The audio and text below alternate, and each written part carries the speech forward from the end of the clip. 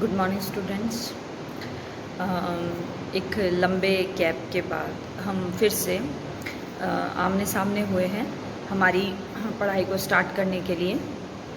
उम्मीद है आप सब लोग अच्छे होंगे और आप सब लोगों ने जो 18 से ऊपर हो गए होंगे वैक्सीन लगवाई होगी, उसका फर्स्ट डोज़ लगवाया होगा।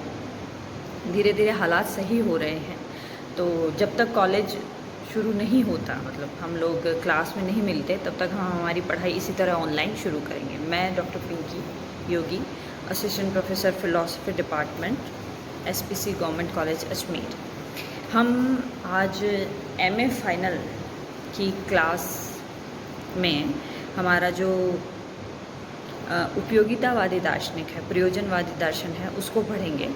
हालांकि हमने उपयोगितावादी दर्शन का परिचय और इसके दो दार्शनिकों को पहले भी पढ़ा था, लेकिन एक बहुत लंबा गैप इधर बीच हो गया और हमारा एक दार्शनिक उस वक्त भी पढ़ने से रह गया था, जॉन डीवी। हम उससे पढ़ेंगे।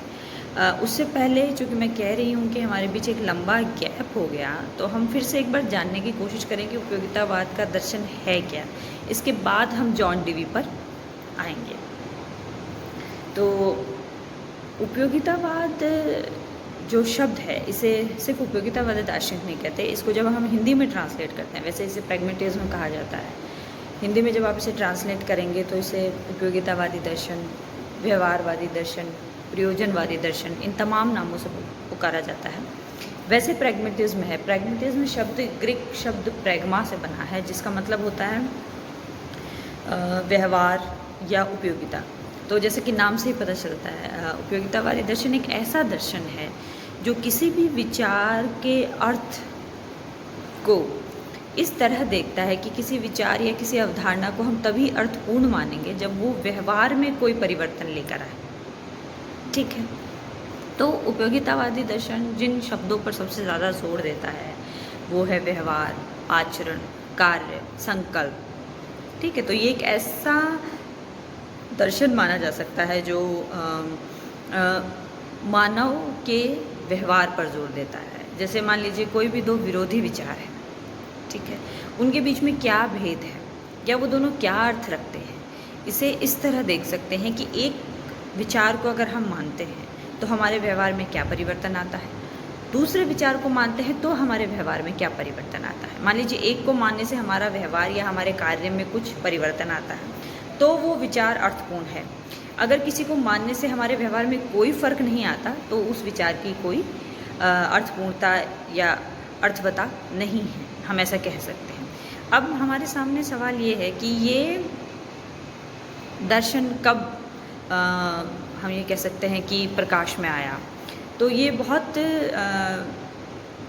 नया दर्शन नहीं है। जैसे विलियम जेम्स उपयोगितावादी दर्शन का एक बड़ा नाम है, वो तो ये तक कहते हैं कि सुकरात, प्लेटो के समय में भी चला आ रहा था, लेकिन उतना विकसित नहीं हुआ था। लेकिन अगर हम इसे सही से समझने की कोशिश करें या जिन दार्शनिकों को हमारे सिलेबस में हमें पढ़ना है उनकी बात करें, तो उपयोगितावादी दर्शन 19वीं 20वीं शताब्दी का एक दर्शन है जो अमेरिका में शुरू हुआ, लेकिन बाद में इंग्लैंड में, इटली में, इस जगह भी और दार्शनिक हुए जिन्होंने इसे बहुत प्रसिद्धि दी, और न केवल प्रसिद्धि दी बल्कि नवीन विचार रखे। मतलब जैसे हमारे सिलेबस में हम William James, Charles Sanders purse और जॉन डीवी, इन उपयोगितावादी दार्शनिकों को पढ़ते हैं, तो इसमें हर एक व्यक्ति या हर एक विचारक या दार्शनिक अपने हिसाब से उपयोगितावाद को बताने की कोशिश करता है। ठीक है। तो अब सवाल ये उठता है कि उपयोगितावाद दर्शन का उद्भव कैसे होता है। तो उपयोगितावादी दर्शन एक तरीके से हम ये कह सकते हैं कि प्रज्ञावाद, भाववाद या आदर्शवाद के विरोध में उत्पन्न होता है। तो इसे एक प्रति प्रज्ञावादी या प्रति आदर्शवादी दर्शन भी कहा जा सकता है। अब सवाल ये है कि आदर्शवाद क्या होता है। मैं अपनी पहले की क्लासेस में जब मैंने आपको ब्रेडले पढ़ाया था तो मैंने आपको आदर्शवाद के बारे में, भौतिकवाद के बारे में बताया था। एक बार मैं फिर आपको ये चीज़ रिकॉल करवा देती हूँ कि आदर्शवाद क्या है।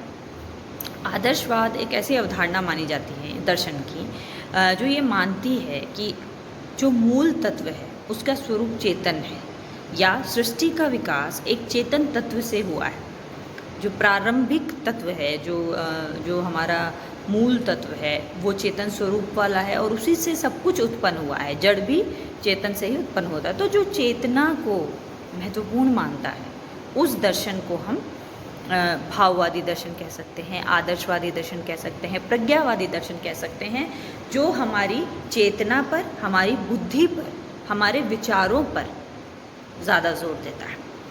अब ये चेतना और विचारों को महत्वपूर्ण मानता है, लेकिन ये नहीं कहता कि हम किसी विचार या चेतना को इसीलिए महत्वपूर्ण मानेंगे या इसीलिए सही मानेंगे कि वो हमारे विचार में कोई फ़र्क पैदा करे।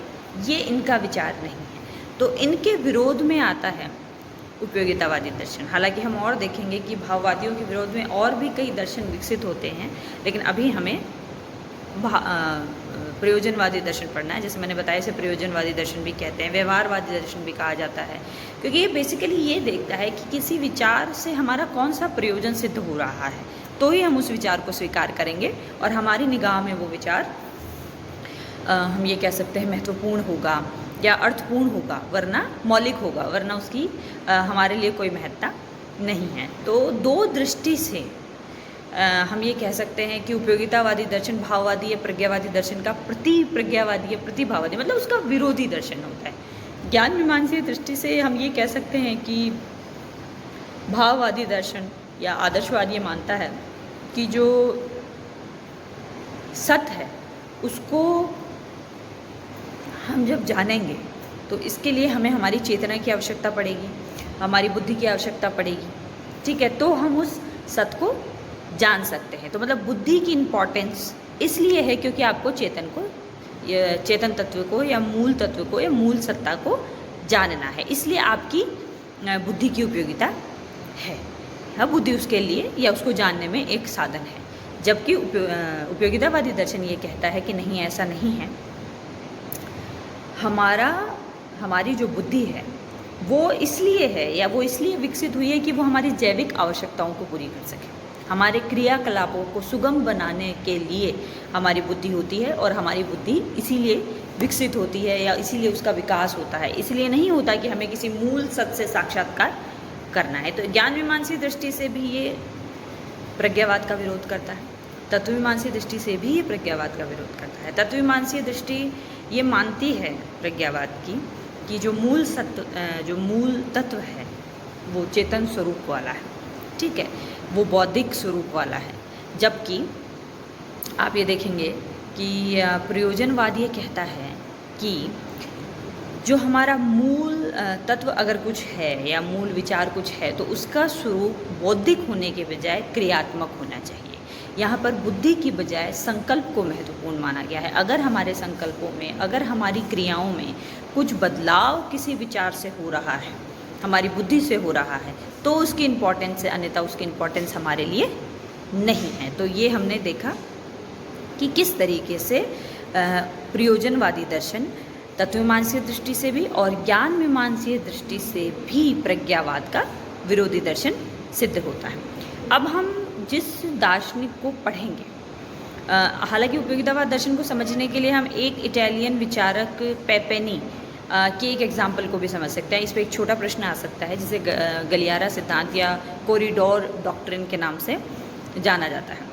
ये सिद्धांत ये कहता है कि प्रयोजनवाद एक ऐसे गलियारे की जैसा होता है। जैसे मान लीजिए होटल में अगर आप लोग कभी गए हो जहाँ अगल बगल में कमरे होते हैं और बीच में एक गलियारा होता है, उस गलियारे में से गुजर के हमको उन कमरों में जाना होता है। तो उपयोगितावाद या व्यवहारिकवाद का दर्शन एक ऐसा दर्शन है उस गलियारे जैसे हर एक विचारक को उस गलियारे में से गुजरना ही होगा, भले ही वो फिर प्रज्ञावाद के कमरे में चला जाए या फिर वो चाहे वास्तववाद के कमरे में चला जाए। तो इस सिद्धांत से हम इसको समझ सकते हैं। इससे ये भी पता चलता है कि व्यवहारवादी दर्शन या प्रयोजनवादी दर्शन कितना महत्वपूर्ण है। किसी भी और विचार तक पहुंचने से पहले हमको इसे समझना होगा। अब दूसरी इम्पॉर्टेंट बात ये है कि हमें जिस थिंकर को अब पढ़ना है वो है जॉन डीवी। जॉन डीवी भी एक व्यवहारवादी दार्शनिक ही है, लेकिन विलियम जेम्स और चार्ल्स सैंडर्स पर्स की तुलना में ये ज़्यादा हम ये कह सकते हैं कि इन्हें ज़्यादा लोकप्रियता मिली। इसकी वजह ये थी कि इन्होंने अपने विचारों को व्यवहारिक क्षेत्रों में ज़्यादा लागू किया, जैसे खासकर शिक्षा के क्षेत्र में या अन्य सामाजिक क्षेत्रों में न केवल लागू किया, नए विचार दिए, उसमें सफलता प्राप्त करी। जो 2 महत्वपूर्ण सिद्धांत हमें जॉन डेवी के पढ़ने हैं, एक है उपकरणवाद और एक है प्रकृतिवाद। तो नेक्स्ट क्लास में हम जॉन डेवी के उपकरणवाद को समझने की कोशिश करेंगे। थैंक्स।